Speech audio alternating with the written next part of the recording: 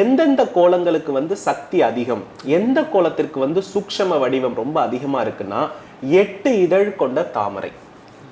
என்னை பொறுத்தளவுல தலைவாசல், பூஜை அறை, இது ரெண்டிலையுமே யந்திர வடிவமாக கோலத்தை ரொம்ப தெளிவா போடணும். நிறைய பெண்களுக்கு கோலமே போட தெரியல.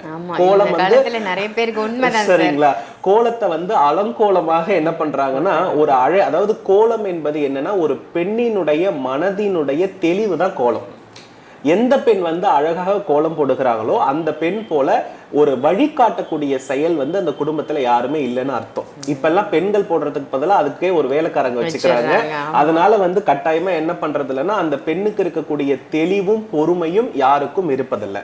ஆனா என்ன பொறுத்தளவுல உங்களுடைய வேலை பிஸியில நீங்க எல்லாத்துக்குமே சர்வன் போட்டுக்கோங்க.